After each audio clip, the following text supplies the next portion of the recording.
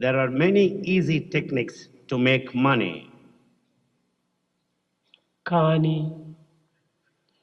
ఇన్ని అనుకూలములు ఉండినప్పటికీ మానవుడు శాంతిని నోచుకోలేక సుఖమును అనుభవించలేక అనేక విధములైనటువంటి అశాంతికి గురి అవుతున్నాడు.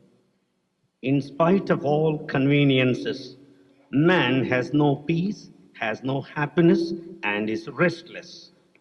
దీనికి కారణం ఏమిటి? What is the reason behind this? ఈ సత్యాన్ని ప్రప్రథమములో అధ్యాపకుడు గుర్తించి వర్తించినప్పుడే మన ఆశయాలు పరిపూర్ణము కాగలవు. The teacher must understand, analyze, and then only help to solve the objectives. లోకములో ధనమే ప్రధానమైన బలమని కొందరు అంటుంటారు. In this world, some feel that money is very important.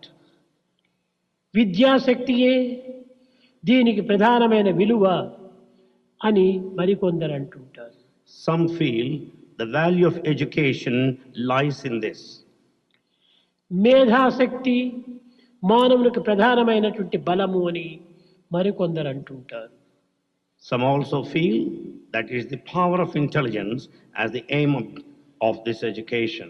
ధన బలము, విద్యా బలము, మేధాశక్తి ఇవన్నీ కూడాను నా దృష్టిలో దుర్బలములే కాని బలములు కాదు.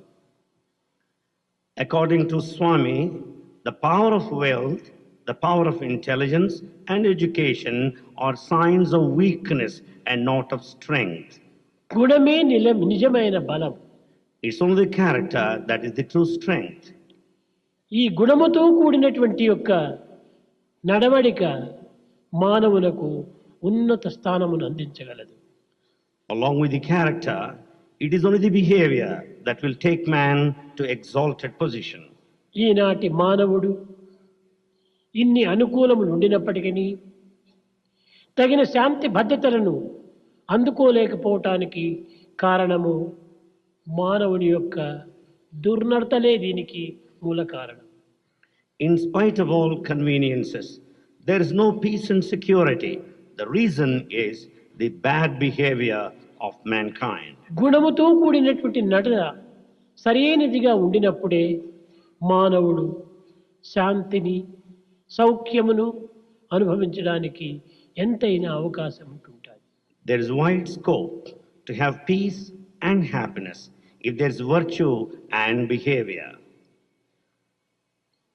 విద్య విద్య ఉండి కూడాను గుణము లేకపోతే ఇది కేవలము రసము లేని ఫలమే, పాలివ్వని గోవే. There is education. If there is no character, it is like a fruit without juice.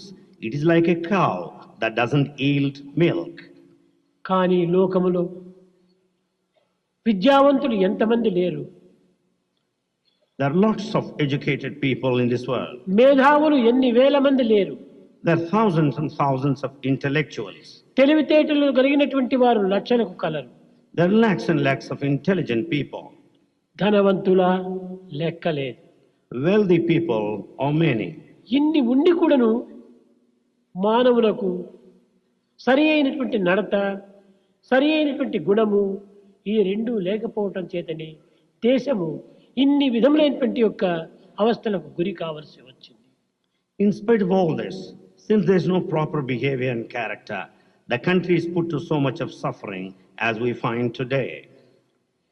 పూర్వపు మహనీయులు శాంతి భద్రతను దృష్టి ఉంచుకొని అనేక విధమైనటువంటి ప్రచార ప్రబోధములు సలిపి ఎన్ని విధములైనటువంటి యొక్క దేశములకు భద్రతను అందిస్తూ వచ్చారు.